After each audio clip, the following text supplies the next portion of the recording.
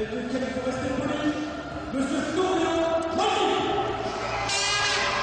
le Benjamin de l'équipe de France, 21 ans seulement. Tout jeune, une petite claque pour le mettre dans l'ambiance. C'est une tradition de l'équipe de France. Hein. Tout à fait. La petite baffe qui réveille et qui motive. Et Florian Malgui, membre de l'équipe de France, championne du monde par équipe. Il est passé, absolument. Il y a eu impact. C'est bien dommage, on va le voir en plus au ralenti. À moins qu'il ait mis sa main au dernier moment. Enfin, ça dépend de l'axe où on est placé. L'arbitre considère qu'il n'y a pas eu impact et donc ne valide pas le point.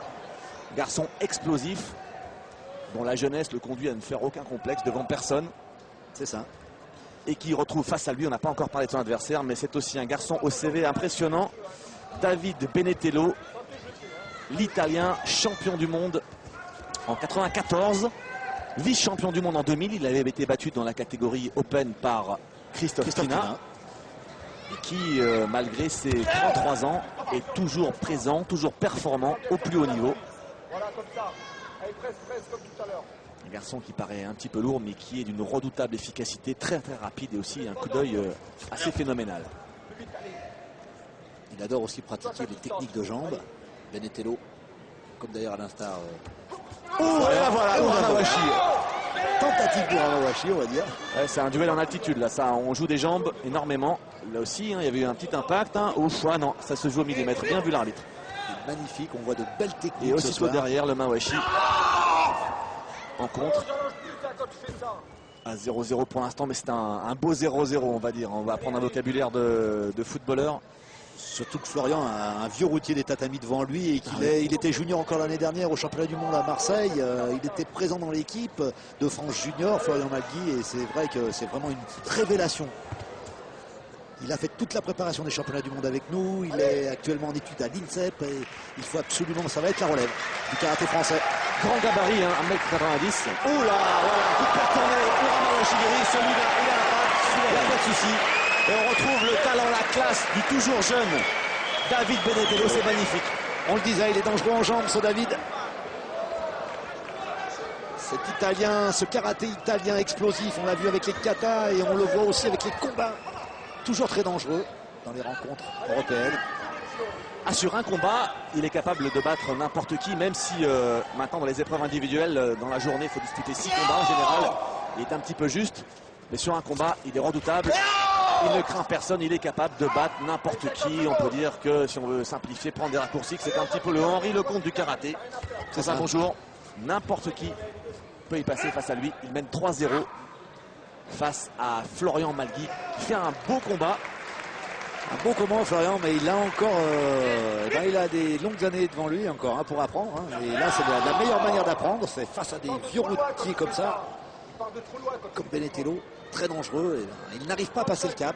Il ne se lâche pas trop. Il a essayé en début de combat, c'était bien parti. Et c'est dommage que là, il se crispe un petit peu.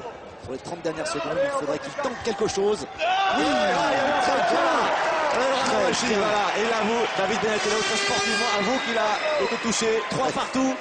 Très fair play, très fair en play. 2 temps, en 2 temps. Et le métier de Benetello, vous voyez, aussitôt après, sur l'action suivante, il vient consolider son score. Il vient de marquer, il vient de toucher. Il y a Kutsuki au corps, 4-3, ça suffit pour mener à 20 secondes de la fin de ce combat spectaculaire contre des garçons qui font quand même 90-100 kilos. On a vu la rapidité, la vitesse de jambe. C'est ce qui fait la beauté du karaté, c'est jusqu'au dernier moment, personne ne doit lâcher. Et encore un coup de pied de Benetello. Magnifique, magnifique, voilà. Oh là là. Sur Florian qui a tenté de prendre un risque, il s'est déséquilibré, on voit le pied qui passe, qui touche. Ah oui, il a tenté quelque chose d'extraordinaire, le Français, il n'avait plus rien à perdre à 3 secondes de la fin du combat. Il n'y a pas eu d'impact, ça ne suffit pas. Il est sorti du tapis, il prend une petite pénalité. L'Italien, mais voilà, l'Italien qui remporte brillamment, avec panache, ce combat, 7 points à 3. La sportivité de Florian Malgui, en tout cas, le Français peut sortir la tête haute de ce combat. Il a montré qu'il était un redoutable combattant, un grand guerrier, qu'il avait le sens du spectacle. Et on va revoir au ralenti les actions très, très spectaculaires. Quelle tentative de Florian, en coup de des 2 côtés. Hein. Voilà, le Uramawashi est un peu court on finalement. voit l'esquive, il n'était pas bon là, sur celui-là. alors qu'il a été compté. Mais tout dépend de l'axe dans lequel l'arbitre est placé. Ouais, tentative de coup de pied retourné par Florian qui n'est arrivé que sur l'épaule, hélas. Il y a un très beau combat, l'ancienne génération et la jeune génération. C'est très agréable à voir aussi, même si c'est des adversaires. Ah oui, là, de ce côté-là, on voit qu'il y a enfin, on a l'impression qu'il y a un impact. Donc tout dépend de la manière dont sont placés les juges. Duel donc à haut niveau, duel en altitude. Et belle victoire de l'Italien qui permet au reste du monde, à l'équipe planétaire, de mener 5 victoires à 3. La France